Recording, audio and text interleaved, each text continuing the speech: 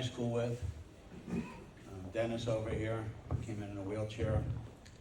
I walked in the door and I saw Bill Farrence, Bristol boy, and I saw a Levittown boy, Tommy Pageant. We went to school together. I think you were a Navy boy, weren't you, Tommy?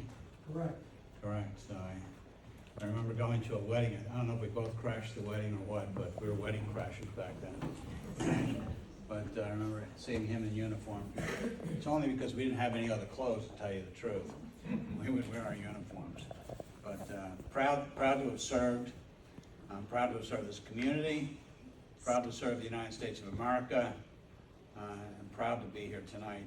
Starting Victor 6, many people that have a history and know my history, I started working and helping veterans once I finished the Army hospitals and the Philadelphia Navy Hospital and 7 years of surgery.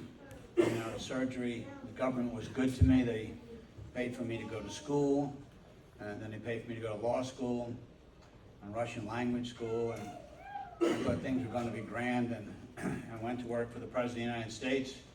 I was offered a position in the White House, and it was called the Georgia Mafia at the time. I was working with Jimmy Carter's group there. I worked about a year before I was fired, and it made the front page of the New York Times. If you ever have to speak at Arlington, I was asked to be the speaker because President Carter was not on good terms with the veterans. So they asked me to be the speaker. And so they introduced me from Bucks County, Pennsylvania, one of our nation's war heroes, Captain Dave Christian. I made captain when I was 20 years old in '03. I went from E1 to E5 to '01 to '03, and the people in the military knows what that means, in a very rapid time. So I spent 3 years, 9 months, and 18 days in the military, and 7 years in the hospital. So it's a long time to go through that process. My first child who just introduced me, I always call her my war baby. I came home and I had a little baby girl. I had a wife, and I had $8 in the bank. And I thought we had to fight. And they said, go to the VA. And I said, I'm going to fight for veterans. And God gave me the ability. This hand that I'm holding the microphone with was paralyzed for 7 months. The ulnar nerve and the ulnar nerve was pinched with a slight piece of shrapnel, and they couldn't find it at first. And somehow they dug around it, and it was like a pinhead that paralyzed this hand. And for 7 months it was a claw. But I was very fortunate. I was machine gunned across the chest. I was stabbed in the left arm. The right hand I told you about. An anti-tank weapon, the back blast, fell on the anti-tank weapon as I was trying to break out of an ambush. And the second anti-tank weapon I had open, I fell on the firing mechanism, and the back blast went into my stomach and crotch. I was in hospitals. I kept going to hospitals. I kept returning to my men. You always want to return to your men. There becomes a bond there, a super bond, and you want to take care of people. I had that bond. Maybe it was given to me by mother. Maybe it was given to me by Uncle Sam. But whoever gave it to me and my family, the United States, or people in this room, that bond was strong. I wanted to take care of my family, my veterans, neighbors, my units. When I returned back to Vietnam for another tour, I was there a very short time, maybe 6 weeks, and I had 40% of my body burned with napalm. And I was very, very fortunate. Whenever you're feeling bad, you think you have something happen to you, and Diane had a tree limb hit her in the face. I said, you're really lucky it didn't knock your eye out. She said, I didn't get any compliments like that. I said, I was really lucky when I was burned. I was on the side of a cliff, and the napalm was burning, and it was 200 feet above me. And I kept trying to climb up this 8-foot cliff, 10-foot cliff, and it was sand, and I kept slipping back in the napalm and the fires. And the one boy that was with me, his name was Tex, and he stuck his fingers in the napalm jelly, and the top of his fingers all burned off. So I was lucky. I was a lucky, lucky guy. When I got up to the top, there was a sergeant E8 up there, and everyone that's in uniform knows that he's a senior sergeant. And he couldn't tell I was an officer because my uniform was burned. And he said, go back. It was like triage. Go back and get the other guy who's screaming in the fire. So as I went towards the flames in this small cliff, as I went to walk towards the flames, this dark image was coming out of the flames. And it was Tex. And I grabbed Tex and we rolled around the dirt.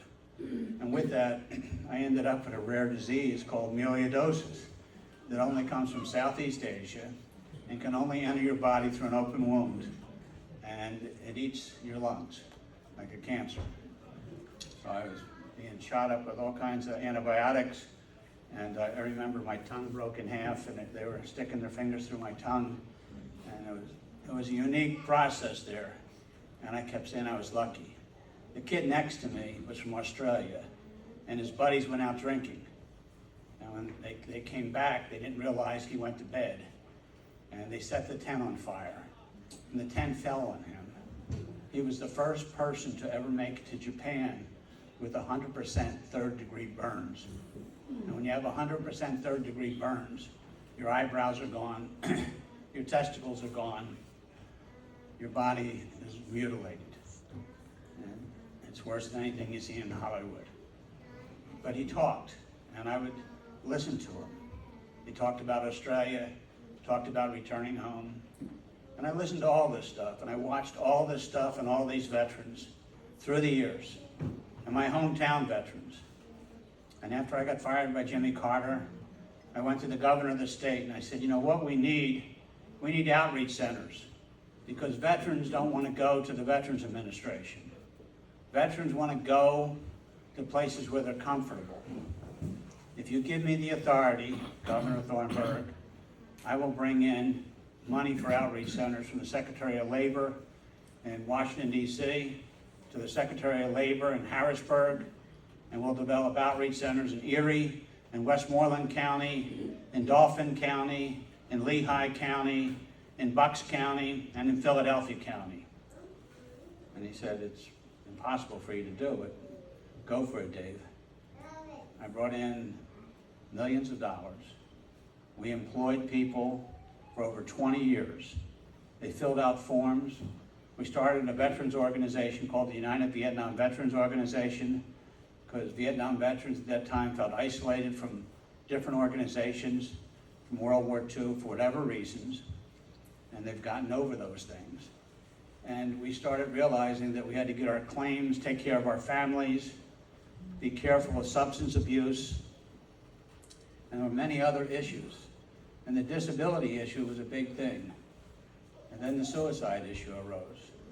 Today they report that there's 22 suicides a day from people that served in this recent conflict, 20 years fighting the war on terror.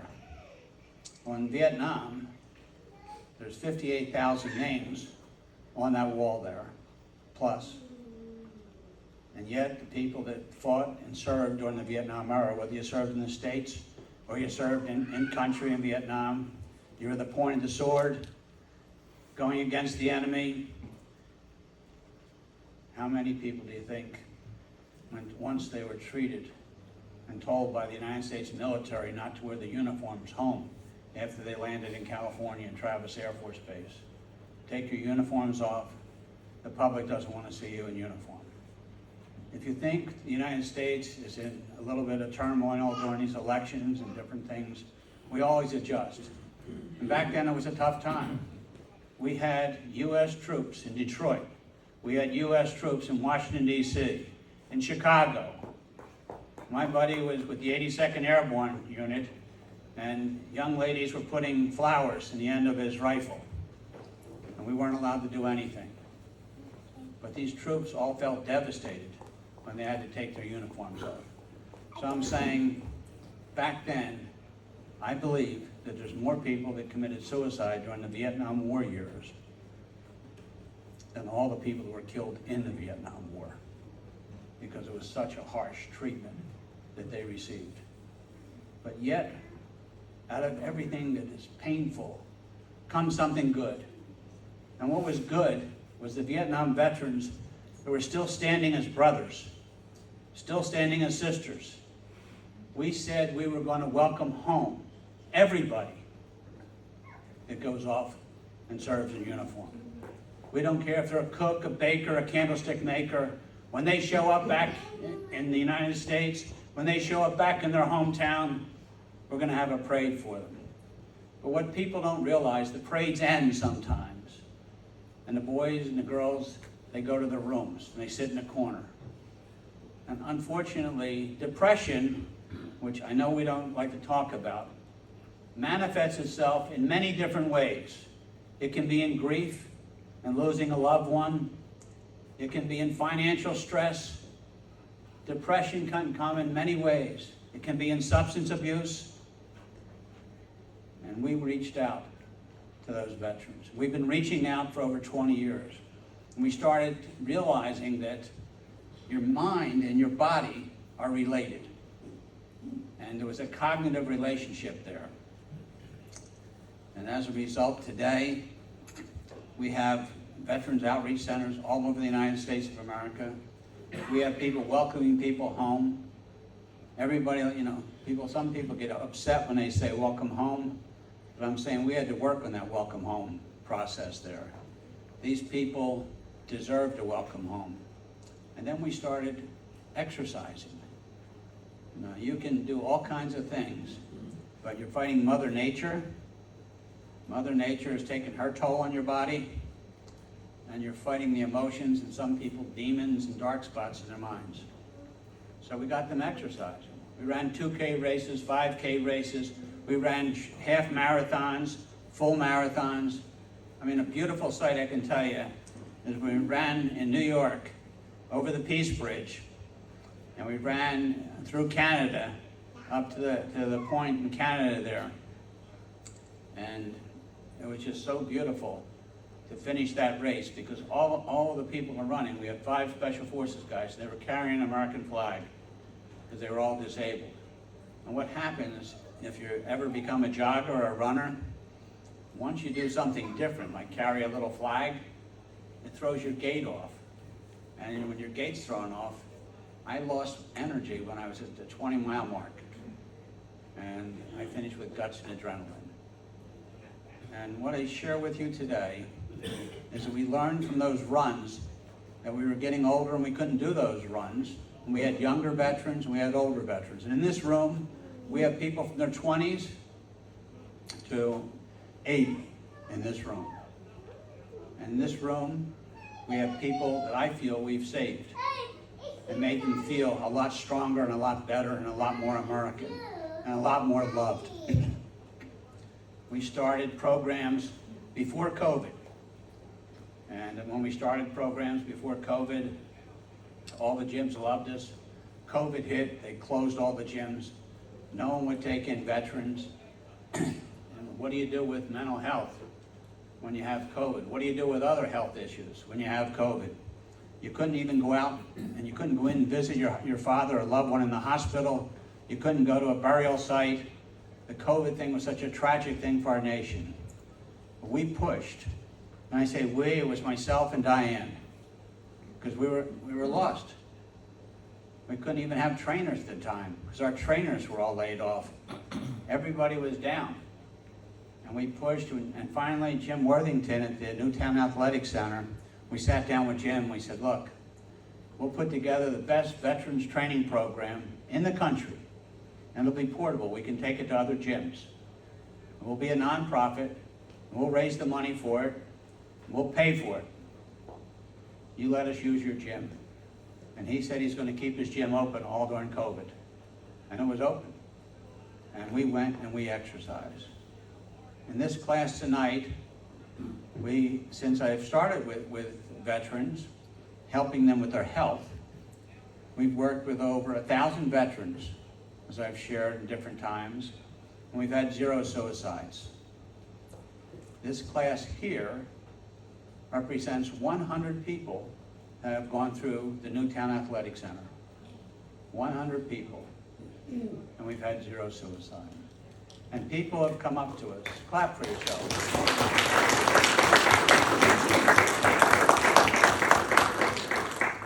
People have come up to us and said, David, how can we do this? How did you do this? And I said, I didn't do it. There was the Junes, Diane, there was Kyle. I can't mention all the people, all the trainers. Why don't the trainers just stand up for 1 second and be recognized? Stand up.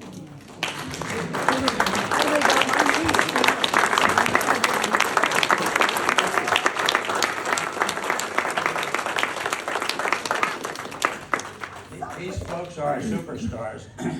If someone has a pain, and you're also a trainer, Corey, so I saw you sitting down there. Don't be embarrassed there. You can stand up. Hoorah! Casey, did you stand up? She never stands up. But the trainers are really the backbone of the organization. They take people with their abilities and their disabilities. I mean, Dennis over here went through the program in his wheelchair. Everybody could go through the program, and you graduate because we work with the individual people. And I'm so proud of all the people that have worked with us, and so proud that, one guy is coming to this class, and he comes from Carlisle twice a week. He drives 2.5 hours to go to the class. That's Reginald back here. Stand up.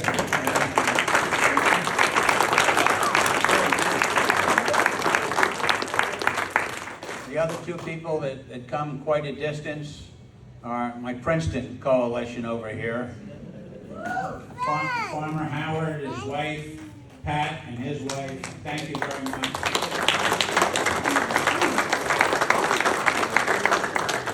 We're impacting Northeast Philadelphia. We're impacting Southeast Asia. Okay, go back, guys. We're impacting southeastern Pennsylvania and across the river into New Jersey. And we're doing it because of all your help, all your support. You support your loved one to let them go to class, whether it's your mother, your father, your husband, whomever it may be. Please let them keep coming back, because they're going to get stronger and they're going to help another veteran and say, welcome home.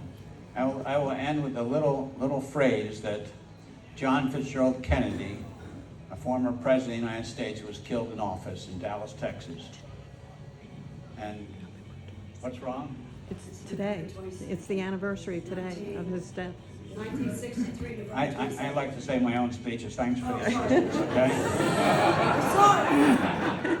Okay. The president would end his speeches many, many times saying, poor is a nation that has no heroes. But beggared is a nation that has heroes and forgets. And I will tell you, from Captain Christian, we added another line. Wretched is a nation that has heroes and mistreats. And shall we never again mistreat. I thank you very much. God bless you. God bless America and your families. Thank you.